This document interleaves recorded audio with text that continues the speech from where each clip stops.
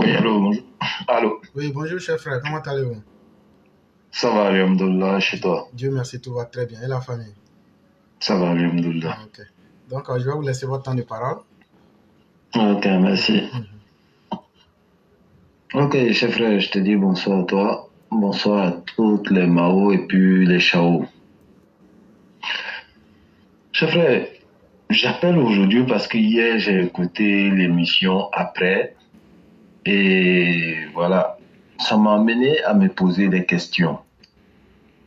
Et vu que je suis sur TikTok aussi, j'ai essayé de faire des liens avec pas mal d'informations. Le jeune qui a tiré sur le jeune ivoirien, il y a un corabier qui nous a envoyé, qui a envoyé le rapport à l'ami sur lequel j'étais sur le panel. Mais quand tu regardes, le jeune, le tir qu'il a fait, d'abord les armes qu'il a, pour quelqu'un qui n'a pas fait l'armée, peut pas maîtriser l'arme. Ça, c'est un. Et de deux, les tirs qu'il a eu sur le jeune, si tu n'as pas fait l'armée, tu peux pas faire ça parce que il a mesuré des points où la vie du jeune ivoirien sera pas en danger. C'est que déjà, il maîtrise son sujet.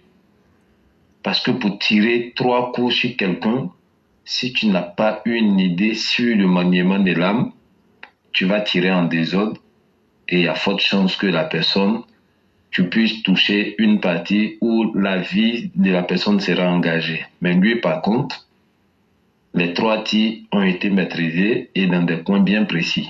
Donc déjà, ça donne une petite idée sur la connaissance de l'âme. Et lorsqu'on est en train de parler, vu que c'est sur le panel, on parlait des Libanais, il y a un qui a monté, qui a commencé à parler au départ et voulait nous caresser dans le sens des poils. Et quand on a commencé à le chauffer, le jeune nous dit, mais vous ne savez pas, vous pensez que quoi, vous faites peur. La plupart des Libanais, là, c'est des anciens militaires. Bon, on a voulu le cuisiner encore bien. Bah, il y a son père qui est venu, qui l'a giflé. On a entendu le coup de gifle et il a coupé. Il est descendu du panel. Donc, avec l'information d'hier où, par exemple, vous avez fait des calculs vite fait pour dire, bon, il y a tel nombre de Libanais en Côte d'Ivoire et voici le jeune là qui a quatre âmes, et supposons que tous ils ont quatre âmes. Avec 100 000, voici le nombre que ça a donné. J'ai dit, ouais, c'est pas le calcul, ok, il n'y a pas de problème. Mais maintenant que ces gens-là, ils vivent en communauté, dernièrement, on a eu un problème de passeport où il y a des Syriens qui ont eu, qu'ils avaient nos passeports et tout. Bon, je ne sais même pas si les Syriens ils connaissent la Côte d'Ivoire et tout, et qu'est-ce qu'ils vont faire avec un passeport ivoirien, ou bien qu'est-ce qu'ils ont à s'intéresser au passeport ivoirien. À un moment donné, je me dis, bah, les gars, ils ont essayé, que ce soit l'opposition ivoirienne, ils ont essayé, ils ont vu que bah, avec les pays voisins, ils ont essayé, ça n'a pas marché. À un moment, c'était même les Libériens, tout ça là. Est-ce que ça ne sera pas aussi quelque chose qu'on doit creuser sur ce côté-là?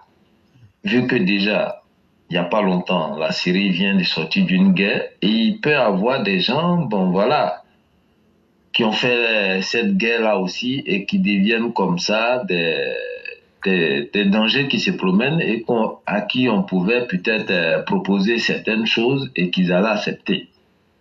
J'ai essayé de faire le lien avec ça par rapport au passeport et par rapport à la légèreté même que, voilà, ce qu'ils ont appelé aujourd'hui que non, Libanais nouvelle génération. Parce que dès que tu te parles, tu te dis non, c'est des Libanais nouvelle génération. Parce que pour moi, le Syrien, il s'en fout de la Côte d'Ivoire. Lui, peut-être, il a d'autres trucs à fouetter que de s'intéresser à la Côte d'Ivoire. Et venir comprendre qu'il y a un problème de 120 000 passeports et c'est plus les Syriens qui se font remarquer dedans. Tout ça là, j'ai essayé de faire des liens. Ça m'a amené à me poser des questions. Donc, je dis, je vais appeler parler de ça pour que tout le monde réfléchisse et puis si les autorités peuvent creuser ou bien ça peut être utile aux autorités, voilà, je ne vais pas hésiter en tant qu'un Ivoirien, en tant qu'un patriote, je mets ces questions-là sur la table avec ces informations pour pouvoir faire si ça peut être utile. Donc voilà un peu, cher frère, ce que je voulais dire pour que si ça peut être utile. Vraiment, merci beaucoup, cher frère. Merci pour toutes ces questions que tu te poses et que nous nous posons d'ailleurs. Et c'est à juste titre que le président Houphouët, ayant connu la mentalité des Libanais, il n'a jamais accepté que ces personnes puissent se réunir dans un endroit.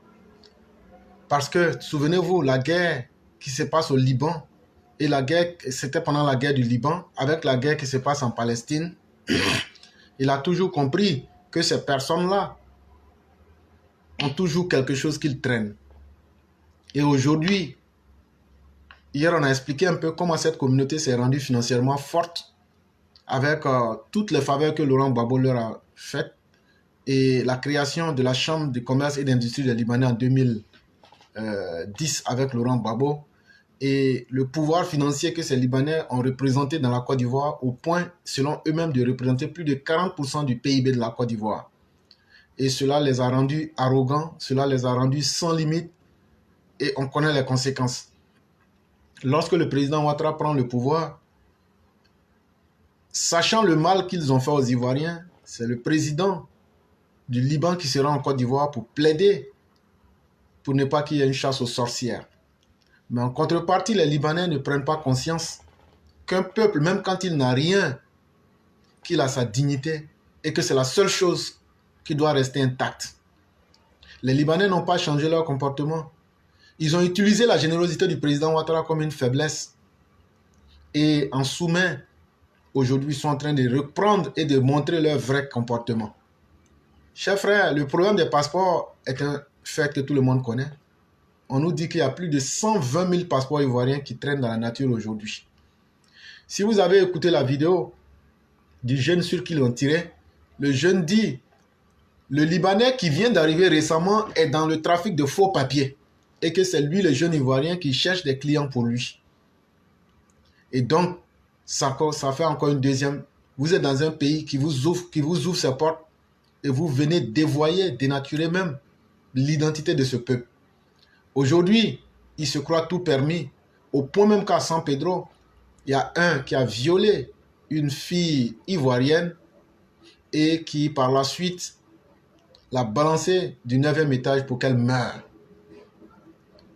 On pourrait aller avec la suite des événements macabres que ces Libanais causent aujourd'hui.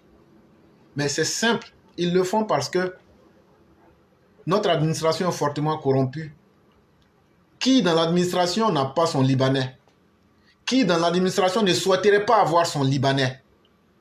On a fini par montrer aux Libanais que tant qu'il y a les billets de banque qui existent, nous autres Ivoiriens, les études que nos parents nous ont fait faire à l'école, ça ne sert absolument à rien.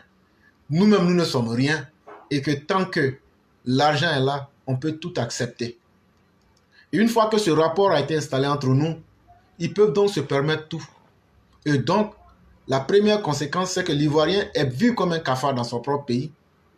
Et donc, il doit tout subir. Les 120 000 parfois dont vous parlez, vous faites tellement bien le lien avec la Syrie. Qu'on le veuille ou pas, la Syrie a connu une sale guerre. Et dans cette sale guerre, vous savez qu'il y a des criminels de guerre. Pour cacher leur identité, est-ce que certains n'ont pas utilisé le passeport ivoirien? Aujourd'hui, vous savez comment le Moyen-Orient est embrasé. Certains, pour commettre des sales besognes, est-ce qu'ils ne peuvent pas prendre le passeport ivoirien pour aller commettre des sales besognes de terrorisme et des actions? Là où eux-mêmes refusent de prendre les nationalités de leur pays, facilement, ils prennent des nationalités comme celle de la Côte d'Ivoire pour essayer de brouiller les pistes. Chers frères, hier, on vient de découvrir qu'il y a plus de 500 personnes qui sont allées se former en Iran.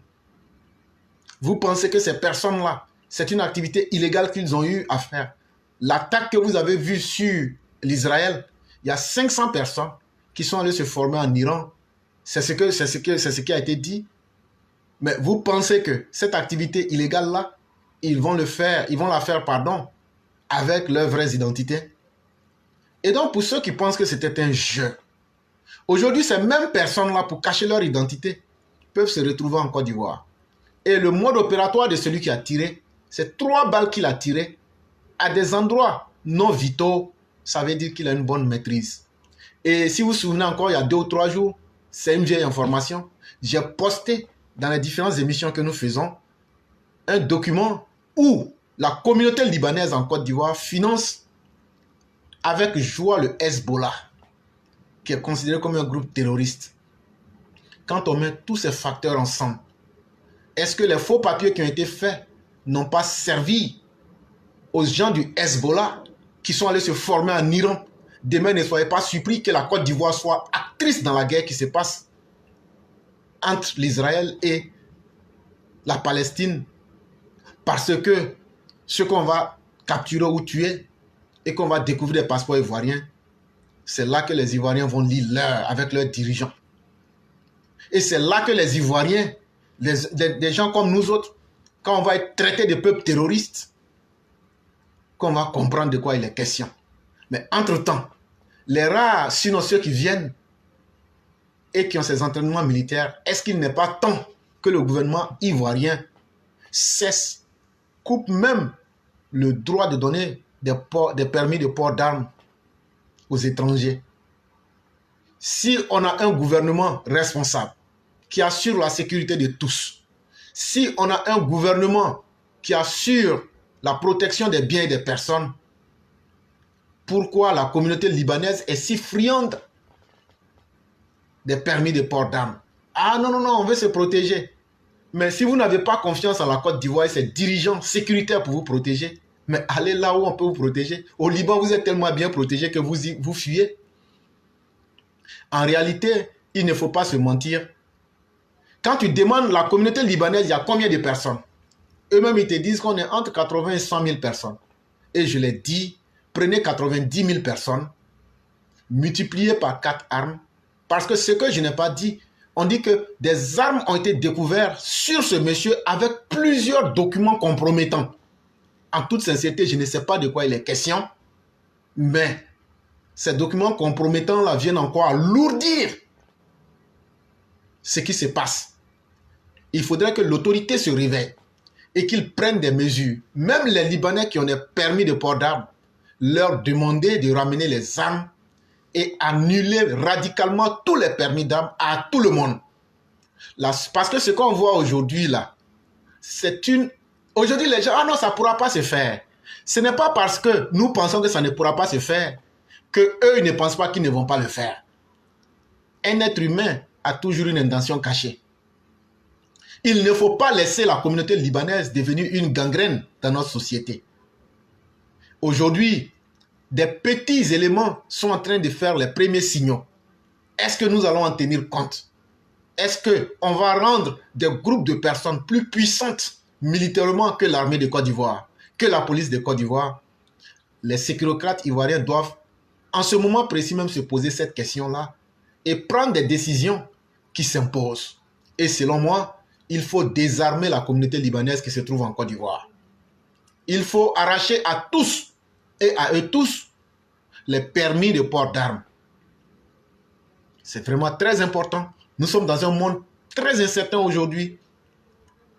Là où on l'espère peu, le danger pourrait venir de là. Chers frères, c'est ce que j'allais ajouter. Ok, merci, cher frère. Inch'Allah, on sera demain. Il n'y a pas de problème. S'il y a des informations à faire remonter, on ne va jamais hésiter. Il n'y a pas de problème. Vraiment, que merci. Dieu protège la Côte d'Ivoire. Amen. Merci pour ces remarques et que Dieu nous protège tous.